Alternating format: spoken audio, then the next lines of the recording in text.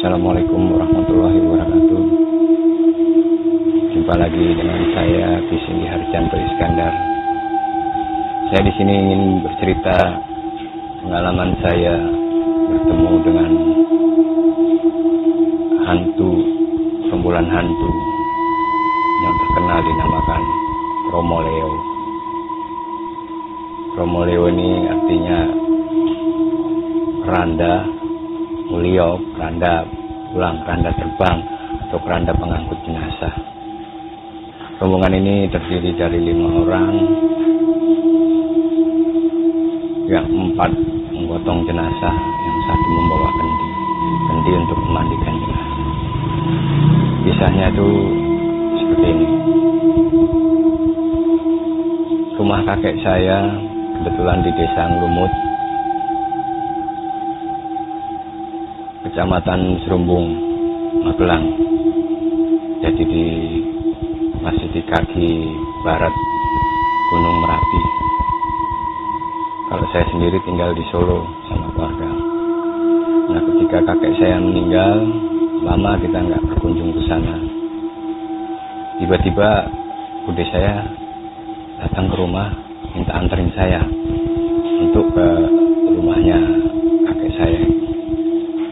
Lama nggak ke sana, saya anterin bude ke rumah. Di sana yang nempatin bule juga udah janda, nggak punya anak, dia yang ngurus merawat rumah itu. Setibanya di sana sudah lumayan larut malam, udaranya dingin sekali, saya malah susah tidur. Akhirnya bude saya langsung tidur di dalam. Bule saya kasih gorengan sama kopi, saya ngerokok. Waktu itu usia saya masih sekitar 16 tahun ya, 16 tahun. Saya di teras di pelataran depan rumah. Di depannya tuh ada kali Kresek. Itu perbatasan antara Kabupaten Magelang dan Sleman, Jogja. Sepi, hanya pepohonan, pohon bambu banyakan.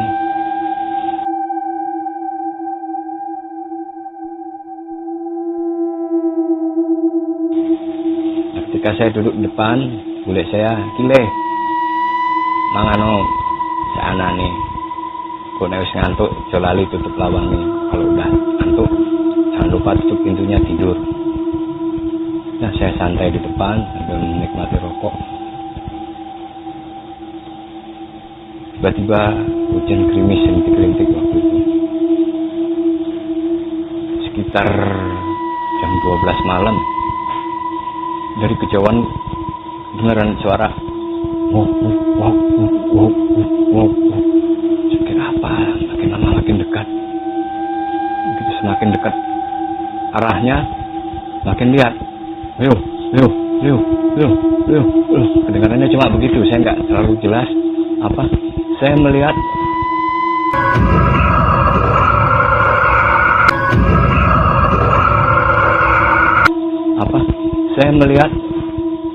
rombongan membawa keranda, depan yang bawa kendi, jalan.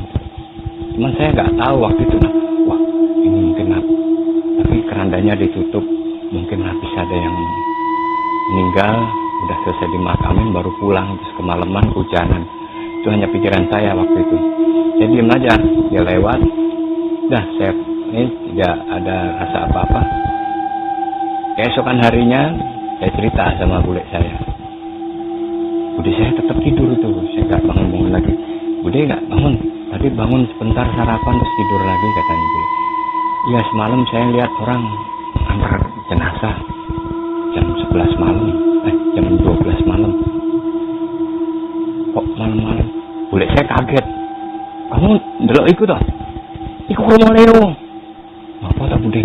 Bule Romo Leo. Romo Leo iku hantu sing ngiringi jenazah. Nek ono iku kudu diikuti, harus diikutin sampai ke ujung desa. Kalau enggak, itu nanti ada pagebluk, ada yang sakit atau meninggal di desa yang dilewatin itu. Jadi kita yang lihat harus ngikutin, buntutin sampai perbatasan desa. Saya kaget. setengah mati. Saking kagetnya saya, itu saya nggak bisa berkata apa-apa. Waduh, terus dia ya lewat bule, saya nggak ini. Dah, saya dengar cerita itu saya sambil berpikir-pikir Kromoleo. Pas sebelum maghrib saya tanya lagi bule, Kromoleo ini kenapa bule? Kromo itu keranda, Leo itu Kromoleo muleo. Nah, aku sih ngarep iku ngomong oleo. Dapat pasien maksudnya dapat orang meninggal supaya air yang dia bawa itu berkurang dan tambah ringan. Yang di belakang bilang joleo, maksudnya jangan dapat karena kalau dapat berat. Langsung saya mikir, saya lemas. Itu pada saat itu bude saya tidak bangun juga. Jadi bangun sebentar, masuk lagi, nggak ada omongan apa-apa. Padahal waktu itu datang minta anterin saya di sana, ada perluan sama bule. Tapi belum sempat ngobrol apa-apa. Sampai akhirnya malam lagi, saya seperti biasa ngerokok di depan sambil ngopi. Tiba-tiba dengar suara itu lagi. Nah, mulai jelas. Mulai. Wah, saya ketakutannya.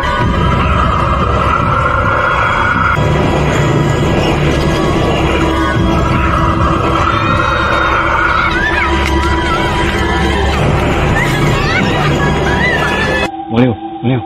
Wah, saya ketakutannya minta ampun. Itu bener-bener takut saya. Ya, saya namanya masih 17 tahun waktu itu. Bener-bener saya nggak bisa habis pikir apa. Ingat pesan bule harus ngikutin, gimana saya mau ngikutin, saya takut. Harus saya ketok sama bule. Niku bule. Niku wonten sing mau yang ada yang semalam bule. Gue tani. Ikutin. Saya takut bule. Saya takut banget, saya nggak berani. Bule, ambil bule. Saya sama bule. Kita ikutin rombongan. Dia jalan terus sampai tiba-tiba apa? Dia belok ke kiri,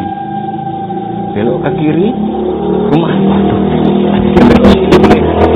Saya nggak tahu kemana lagi. Waduh, ini kok ada ya, apa ya? Kamu tuh kalau gitu kamu harus berani. Gimana mau berani? Itu rupanya saya nggak berani ngeliat waktu itu. Bener-bener saya nggak berani ngeliat. Dah, lepas dari itu, paginya lagi, tiba-tiba bule bangunin saya. Tangi. Udah jam 8, saya kaget siangan. Wah, bude saya panas badannya tapi nggak sadar. Dibangunin, nggak bangun. Waduh, langsung saya nggak mikir Romo ya waktu itu. Pokoknya begitu sampai di ini, ternyata nggak tahu kenapa dinyatakan bule meninggal karena kelelahan katanya, terus serangan jantung, meninggal dunia di situ. Waduh, nah, kalau kesendirian saya tuh pasti merenung, ini apa salahku? Tapi apa ya emang udah takdirnya. Yang dari awal udah bude itu minta anterin pulang, emang pengen dimakamin dekat bapaknya, dekat mbahku. Ya mungkin ya saya bawa positif aja pada waktu itu. Benar-benar waktu itu saya udah nggak pikiran panjang. Akhirnya saya memutuskan waktu itu, karena saya kan udah lulus juga SMA, saya telepon ke kakak saya di Solo, kalau saya nunggu sampai 40 hari nih D saya. Udah sampai di singkat waktu sampai di 40 harinya D itu, besoknya saya mau pulang. Saya malam duduk lagi di depan seperti biasa, merenung lagi. Tiba-tiba berdek petir. Baru kaget, saya langsung kaget. Terus gak lama denger lagi, Ulio. Saya takut, saking takutnya menggigil tuh, merinding bulu saya. Saya bangunin.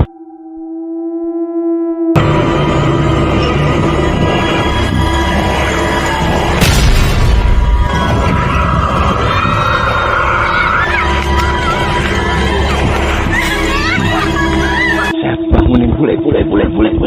Apa itu? Itu ada yang waktu itu. Kromoleo. Ayo, diikutin. Nanti nih. Sama bule. Saya kan nggak kenal sama orang sini. Saya disuruh bangunin orang-orang situ, suruh untuk ngikutin rombongan itu. Akhirnya saya jalan. begitu ada rumah penduduk yang dilewati, kita ngelewatin juga agak jauh. Itu begitu saya lihat semuanya pucat mukanya, pakai kayak ini apa namanya, kayak pangsi itu, baju silat, ininya nggak tutup, matanya tuh putih semua, nggak ada hitamnya. Waduh, itu saya benar-benar merinding banget, saya takut banget. Tatapannya tuh kosong ke depan, oleh. Waduh. Dan akhirnya saya sama bule ngikutin dari jauh karena sama-sama takut sampai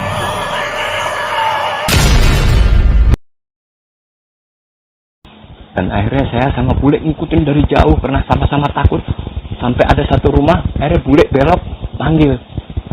Bapak itu keluar bawa bendo, golok, bendo pisau besar tuh, tajam. Ayo, ikutin. Kita ikutin sama-sama. Sampai akhirnya dekat perbatasan desa itu ada jembatan, sudah ngelewatin desa beberapa meter ada jembatan. Mereka hilang di situ. Wah, kata bapak itu, nanti Leo. Waduh, saya nggak tahu deh, saya nggak melihat. Ya wes lah, yang penting udah keluar dari kampung sini aman. Udah, terus kita kembali ke rumah. Sampai di rumah, besoknya saya pamitan sama bule, pulang. Saya dianterin sama tetangga sebelah dekat rumah gitu, naik motor, maksudnya sampai jalan besar, sampai di jalan raya. Nah, lewati jembatan itu rame orang. Saya tanya, ada apa Pak? Oh, itu ada orang naik motor nyemplung ke kali, kepalanya pecah kena batu di kali. Saya langsung ingat Romorio malam, waduh, ini mau penghilangnya di sini. Dah, akhirnya cerita itu saya bawa, saya simpen saja sampai ini. Sampainya di Solo kita punya cerita-cerita, dan ternyata ada orang juga yang pernah mengalami hal seperti itu, dan ada kisah Romoleo di sekitar kaki Gunung Merapi dan Gunung Merbabu, di daerah Boyolali, daerah Magelang, banyak yang dapat cerita itu.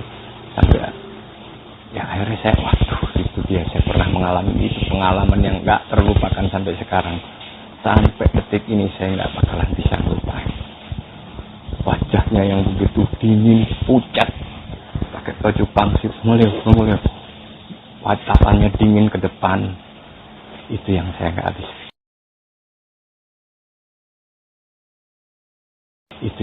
habis. Itu kejadian sekitar tahun 1969 waktu itu. Masih jarang kendaraan bermotor, apalagi paling naik sepeda ontel. Itu tadi cerita dari saya, dari Cisinggi Harjanto Iskandar, pengalaman saya di masa remaja dulu. Terima kasih. Wabillahi taufiq wal hidayah. Assalamualaikum warahmatullahi wabarakatuh.